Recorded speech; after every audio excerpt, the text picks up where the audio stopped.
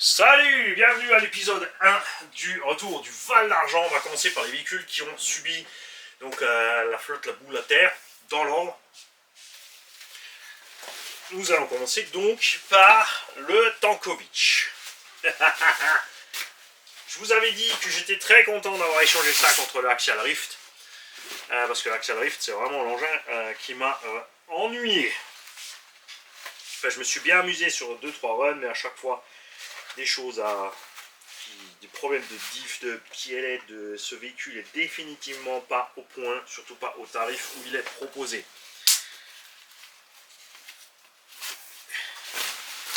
Et le Tankovic, lui, donc un véhicule déjà plus ancien, plus usé, bien sûr que le Rift qui était quand même sorti de la boîte, quasiment 4 petits packs, sur lequel je n'ai toujours rien réparé. Vous l'avez vu faire du circuit, des sauts, des crashs. Il est toujours là. On a ressoudé une cosse. On a viré l'interrupteur, donc l'interrupteur on-off. Et lui, on l'a sorti dans la gadoue. La gadoue, la gadoue.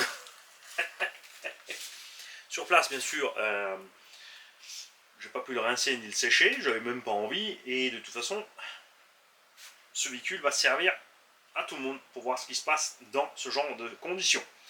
On a roulé, il y avait vraiment des flaques d'eau, de la boue, tout ça, ça s'est collé partout. L'eau est allée partout. Ensuite, le véhicule est resté de côté. On a quand même laissé à l'air libre, ensuite au soleil, pour qu'il puisse sécher un maximum. Résultat, la terre a bien séché. Ce que nous verrons donc, c'est à quel point l'eau a réussi à rentrer ou non dans les roulements. Regarde, il y a encore tout qui tourne. À l'avant, mais à l'arrière, c'est bloqué, puisque l'avant projette sur l'arrière. Donc les roues arrière, elles, les roulements ont bloqué, ça c'est sûr dans les fusées porte-fusées.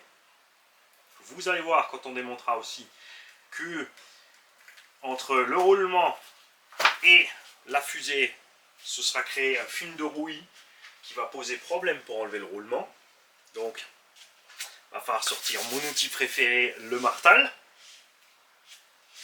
On a les axes de cardan qui sont déjà bien usés depuis le début, qui sont toujours encore là. Il y en a un, je crois, il fait encore la moitié de lui-même. Ça n'a toujours pas lâché.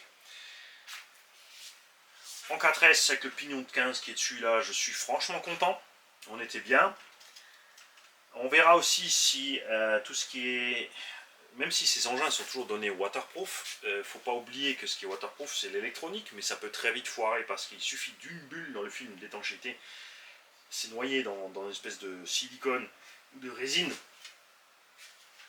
La moindre air là-dedans, s'il y a de l'eau qui rentre, avec l'échauffement, condensation, et cette condensation va poser problème à l'électronique. Le cerveau a tenu bon, le baril a tenu bon, le switch on l'a viré, de toute façon celui-là il n'aurait pas aimé ce traitement-là, c'est sûr. Les suspensions fonctionnent toujours à l'avant, toujours à l'arrière. On n'est pas grippé à ce niveau-là. Vous allez voir aussi les axes évidemment de suspension, tout ça, ça va rouiller, donc ça coince dans les triangles. On va nettoyer d'abord cet engin à fond, et ensuite on le démontera ensemble. Peut-être, parce que j'ai beaucoup d'autres choses à faire. Ce que j'aimerais aussi vous faire avant tout ça, c'est la révision des 10 packs de la Hobbytech. Pourquoi je veux faire la Hobbytech d'abord? Parce que celui-là, c'est pas pressé pour le rouler à nouveau. Mais j'ai envie de retourner sur le circuit avec la Hobbytech. Avec, on va remettre soit la Carrode à 205, soit justement, c'est peut-être le moment de mettre des carreaux de GT pour voir les différences d'appui entre ça et ça, entre ça l'un et l'autre. Mais ça, c'est l'épisode là-bas. Puisqu'on avait dit qu'on l'ouvrait au bout de 10 packs pour voir ce qui se passe dedans. Donc on fera ça peut-être plus tard, parce que là il est sec, ça sera pas pire. Ce qui est collé niveau acier contre acier restera collé.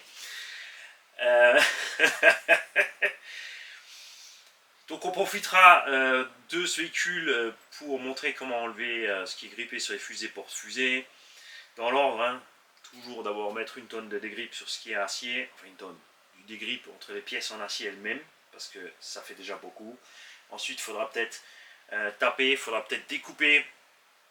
Ce que j'espère aussi, c'est qu'il y a certaines vis dans le châssis qui se sont grippées, que des têtes sont amochées pour qu'on puisse montrer les différentes techniques, même si on l'a déjà fait. C'est vrai que j'avais dit depuis longtemps qu'il serait temps que je fasse un coin du débutant spécial, extraire les vis dans toutes les conditions possibles et imaginables.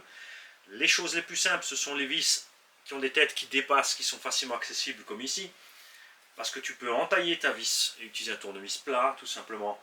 Dans certaines conditions, même si c'est des têtes cylindriques, tu peux faire avec des pinces, si ça reste force dans les mains, ou des pincettos, tu peux tenir la tête de vis et le contre-écrou, jusqu'à la vis la plus compliquée possible. Le pire des cas, c'est une vis qui est plus dure que la matière dans laquelle elle est, quand elle est à l'intérieur d'un puits.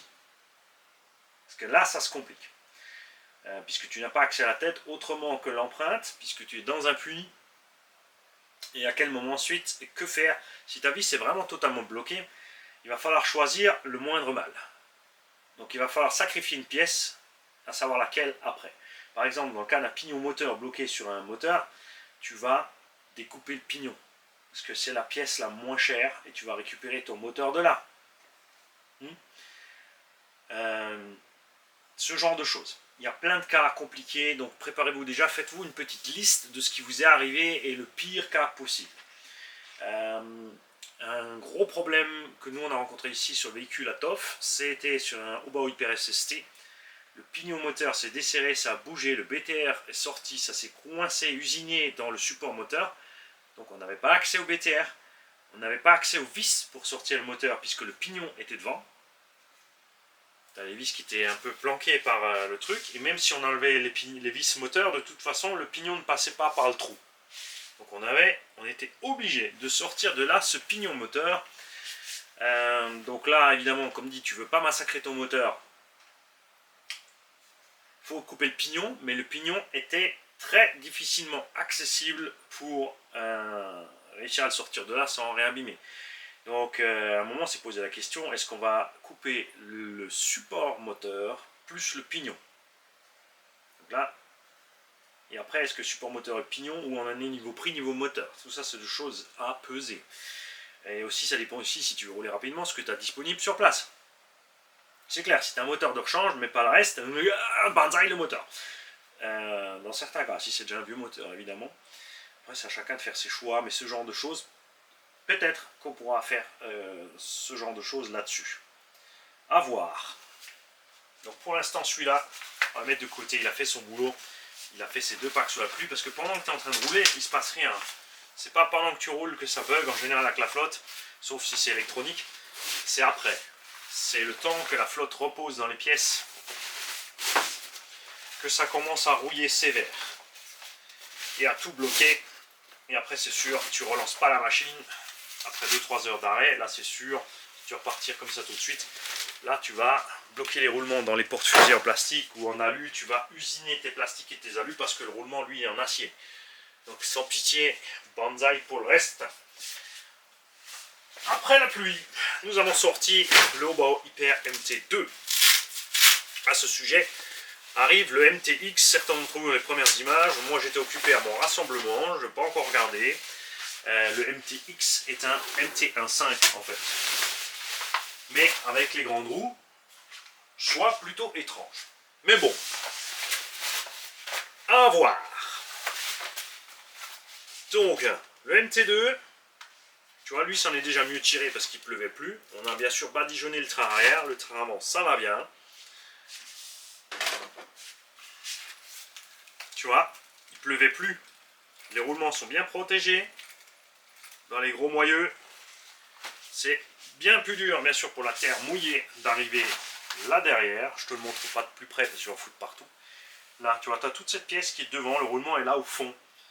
Donc, c'est un peu le problème du X-Max, ce roulement arrière très exposé. Et il y a des caches 3D que tu peux monter.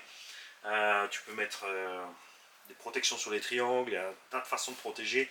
Reste que quand le constructeur se prend le temps, comme Obao faisait sur les Hyper 8, 7, 8 et 8.5, c'est-à-dire d'avoir une espèce de demi-enclave devant le roulement, surtout côté diff aussi, ce qui est toujours le cas ici, la terre et l'eau ont vraiment du mal à arriver jusqu'au roulement. Résultat, ça se passe super. On a mis le surpass 1100, et là, je me suis régalé, c'est super. J'avais laissé encore les huiles d'origine, ça, pour vous montrer ce que ça donne sur le circuit. On retournera au Val d'Argent pour que vous ayez le rapport entre les deux. On changera l'huile de diff centrale. Tu vois, là on est tout full origine. L'huile de diff centrale va être changée et l'huile de diff avant. Parce que là, on perdait beaucoup trop de motricité sur l'avant, malgré le poids à l'avant. Sortie de virage, la roue levée, elle prenait toute la patate.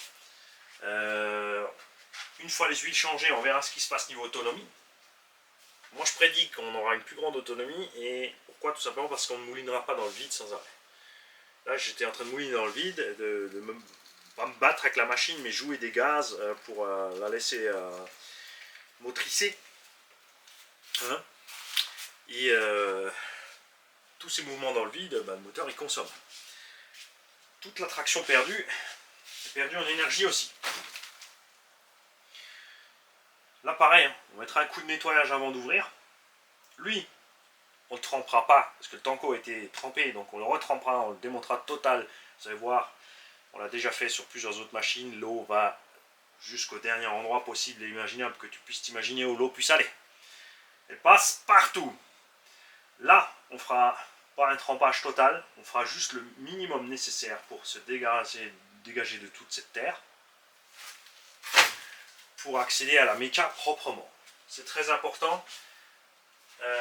On voit beaucoup de mécanos qui travaillent sur des machines dégueulasses. Le problème quand ta machine est dégueu, en cas d'urgence c'est clair, mais quand tu es dans un atelier, et ça c'est quelque chose que j'ai appris en Suisse, puisqu'en France on travaille avec justement la voiture arrive avec pleine d'huile et de terre, ou le paysan avec la chariole qui a traversé le champ, là, tu fais ta réparation dans ce tas-là. Déjà toi tu en as partout. Et ce que j'ai appris en Suisse, c'est que si tu travailles sur une caisse dégueu, pleine de huile et tout, tu vas glisser plus, tu vas moins voir les vis, tu vas te faire chier plus, tu vas te blesser plus les doigts. Alors que si tu te prends le temps, une demi-heure, de passer le Karcher proprement, et ensuite de bosser dessus, tu vas rapidement rattraper le temps qu'il t'a fallu pour passer ce coup de Karcher, mais par contre derrière tu vas faire du boulot propre. Tu oublieras aussi moins vite une vis, parce qu'elle était planquée dans la boue et tout ça. Et mon patron avait bien sûr raison. Au début, j'y croyais pas trop. Mais je t'assure que c'est bien. Et une fois que tu es habitué à travailler sur le propre, ça t'empêche pas de travailler sur le dégueu. Mais c'est quand même beaucoup plus sympa sur le propre. La carreau a résisté aussi parce qu'on a laissé l'arceau. Ouais, on a la carreau du Fireteam à mettre dessus aussi. Je vous invite à aller voir bien sûr la chaîne BXCNT RC roule ou pas. Il a fait un système vachement sympa pour fixer la cage du Fireteam sur le MT2. Il a démonté les parties, les panneaux, l'excent de la carreau. Il a fait des autres panneaux à la place pour les fixations pour passer les clips. Et ensuite, il a du velcro dessus pour remettre les panneaux de carrosserie. Donc c'est invisible. Hein, c'est pas sympa ça? C'est génial. Donc là on verra aussi. On fera ça. Ça on fera peut-être pas ensemble. Hein. Niveau temps ça va être trop juste. Puis je vais faire juste un nettoyage. Changer mes huiles. Ce qu'on fera par contre, c'est retourner au Val d'Argent avec celui-là, avec les autres huiles. On emmènera aussi peut-être d'autres roues pour voir un peu les effets. Mais je pense que déjà avec les autres huiles, ça va être nettement mieux. En vitesse aussi, la 1100 km, on n'était pas super rapide.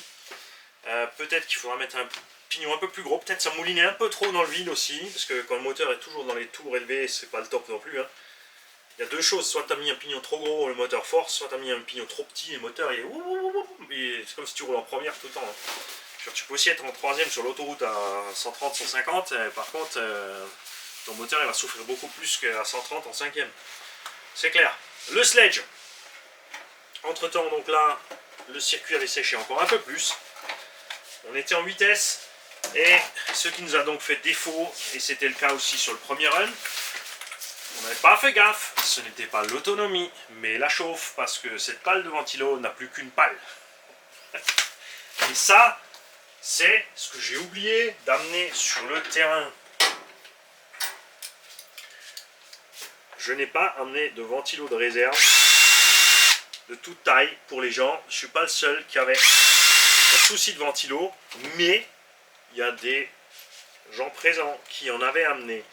On a Racer, Elsace Racer. Ah, j'ai pas. Non, ça va. J'ai plus que 3. J'ai 3 pales quand même, 4. Mais il est un peu dézingué de travers, bordel. Donc là, j'avais plus de refroidissement. le soleil était revenu. Résultat, Fafo fait fort. Lui aussi, comme dit, avec le pignon d'origine, avec le 1450 kV en 8S, on est bien. On est à la vitesse du 6S d'origine, mais donc vous l'avez vu en forêt avec plus d'autonomie, enfin dans les conditions normales. Mais je me demande aussi si là, on va pas aussi passer sur, je vais te laisser là, sur un pignon un peu plus gros pour que le moteur s'emporte un peu moins. Regarde, ça c'est un grand classique du problème des ventilos. Soit des déchets qui sont rentrés dedans cassent les pales, soit les chocs à répétition. Parce que c'est très fin ici aux jonctions, les chocs à répétition cassent les ventilos. Je ne suis pas le seul qui est cassé, surtout pas sur la grande rampe. La grande rampe, elle est fatale. Il y a des gros chocs à gogo. Pour ces ventilos, beaucoup se font des nœuds au cerveau à cause de la prise. Donc tout ce que tu fais, c'est ça. Celui-là, il ne veut pas lâcher. Voilà. Tu prends ton ventilo en 5 volts. Tu écris 35 x 35 DC fan. Si tu ajoutes ball bearing, B-A-L-L, B-E-A-R-I-N-G, tu trouveras des roulements, des ventilos sur roulement à billes. Tu n'auras pas forcément ces prises là, mais tu récupères ça, tu dénudes, tu coupes l'autre, tu tortillonnes ensemble, tu mets une petite gaine thermo parce qu'il n'y a aucun effort mécanique à cet endroit. Si tu veux pas souder, si tu veux souder, tu peux le souder évidemment. Et tu rebranches ton petit câble. Voilà, tout simplement. Tu penses juste à une chose.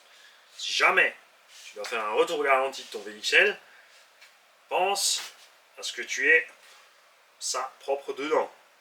Sinon, ils vont te dire, ouais, mais t'as mis un ventilo autre qu'origine, ils vont essayer de te débouter de la garantie et tout. Hein. Parce que Traxxas US veut ça comme ça. Eux, ça les amuse pas, crois-moi. Ceux qui s'occupent de la garantie chez nous, ça les amuse pas de faire ça. Mais c'est Traxxas qui décide, c'est eux les patrons.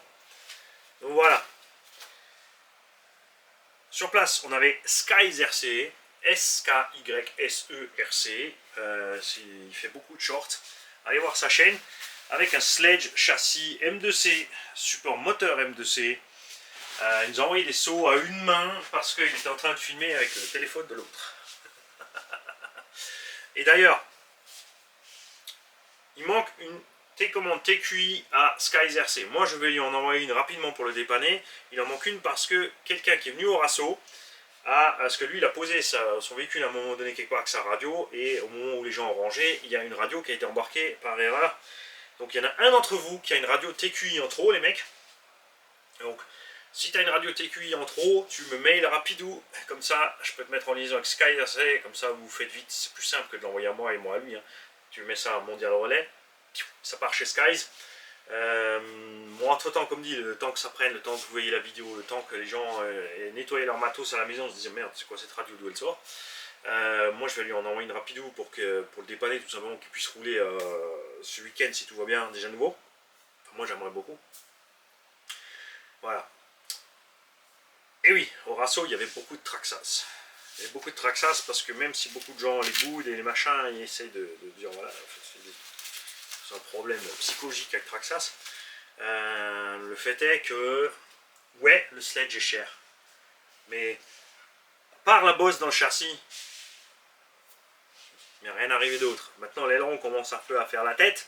Le support arrière, je l'ai envoyé sur les tourelles. On a plié un petit peu la tourelle arrière à un moment, on l'a dressé, c'est reparti. Il a pris un X-Pack sur la tronche, on a fait une réparation de fortune sur la biellette, ça tient toujours. Le triangle n'est pas cassé, porte fusée, cardan. Et surtout les gros roulements dans les diffs, je veux dire, ils ont vraiment fait une base de tank. C'est vraiment dommage qu'ils aient merdé sur ce châssis. S'ils avaient fait du 60-61 T6, je suis persuadé que ce châssis ne plierait pas côté moteur. S'ils avaient fait un support moteur unique, comme donc je le répète, disponible chez M2C, mais bon ça peut cher 120 balles, le GPM est à 60 après avoir la qualité de la lume, parce que s'il se déforme, c'est pas l'idée non plus. Ils auraient fait en injonction d'un cerveau plus rapide, un sans faute. Honnêtement, Ouais, après les pneus, t'as les mousses qui se brillent un petit peu. Voilà, alors, si on aurait voulu vraiment un truc génial, sans faute, mousse de pneus, cerveau, les châssis un poil plus balèze, et ce machin était vraiment génial. Il est quand même génial, mais je dirais, il était. J'aime bien Arma aussi, mais là où tu dépopes tes porte-fusées, celui-là il bronche pas. Là où tu déboîtes tes cardans, celui-là il reste dedans. Là où tu plies tes tourelles, celle-là ne plie pas. Et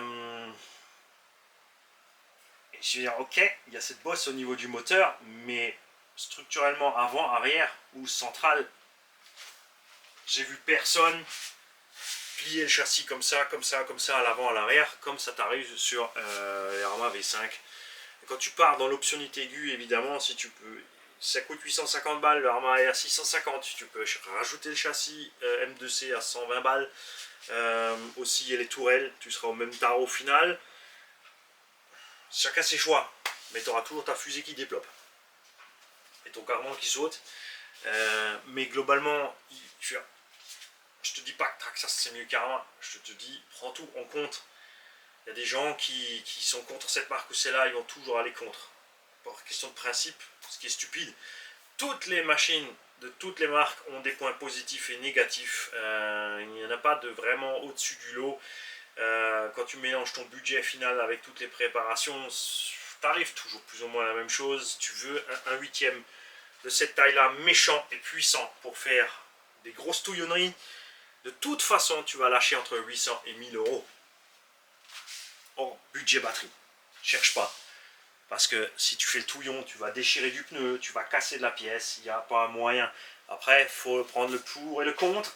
Est-ce que tu vas prendre une machine moins chère, dont les pièces sont pas chères et dispo, et te promener avec un stock de pièces, donc d'avoir une machine à 400 euros et 400 euros de pièces, et réparer toutes les 5-10 minutes, ou est-ce que tu vas prendre tout de suite un tank au départ? C'est ton choix. Moi j'ai fait cette chaîne pour que vous puissiez tout voir sur tout sujet. Il y a des machines que c'est des chouchoutes, c'est sûr, mais c'est pas parce que c'est mes chouchoutes que Traxxas, je leur ai mailé pour ce châssis. Je leur ai mailé pour me dire à quel point je suis déçu qu'ils aient pas réagi, parce que pour l'instant, il se passe rien. Je leur ai mailé pour dire je suis vraiment déçu. On s'attendait à une réaction plus rapide, donc soit un autre support, soit un autre châssis.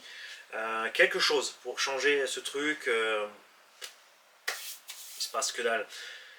Après, ce sont les gros bourrins qui ont ce problème-là. Les gens qui roulent normalement avec leur RC, ils roulent. Et ça, c'est le côté cool de cette caisse par rapport aux autres, que ce soit Arma ou Corali, ou Bao, etc. C'est le fait d'avoir mis des diffs et des roulements surdimensionnés là-dedans, des dents de diff surdimensionnés et des roulements surdimensionnés. On a vraiment une transmise digne d'un MT. Il n'y a pas la boîte de réduction, mais la réduction globale est bien foutue, sortie de la boîte, comparé à beaucoup d'autres. On n'a pas de surchauffe moteur. Et l'endurance de ces diffs est juste grandiose. Je veux dire, le X-Max, vous avez tous vu combien je roule avec mes X-Max. Je les ouvre une fois l'année. Voilà. Ça, c'est sympa. Ça, c'est sympa quand tu n'as pas de souci de devoir caler les diffs, de changer tout le temps les huiles, de toujours faire gaffe aux dents qui risquent de sauter parce que tu as mis des roues trop grandes ou un coup de glace trop brutal. Non. On l'a mis en 8S, vous avez tous vu faire du smurf au sol. Sur une roue à l'avant, à l'arrière, on met un coup de gaz, frein, on balance, on n'a pas encore craqué les diffs. Ça arrivera fatalement à un moment ou à un autre. C'est déjà arrivé à certaines personnes aussi, bien sûr. Il y a aussi un facteur chance, un facteur terrain. Si tu roules en gravière, tu as des choses qui t'arriveront beaucoup plus vite sur certaines machines plutôt que d'autres. La transmise ouverte là, c'est un peu dommage pour ceux qui veulent aller en gravière. Ceux qui veulent rouler en gravière, prenez un Revo. Ça ira mieux que le Sledge. Parce que la transmise ouverte au milieu, ça va mal se passer. Mais ce qui est vraiment monstrueux sur ce Sledge, et je le répète parce que c'est... Tous les pilotes de Sledge que j'ai croisés sont du même avis.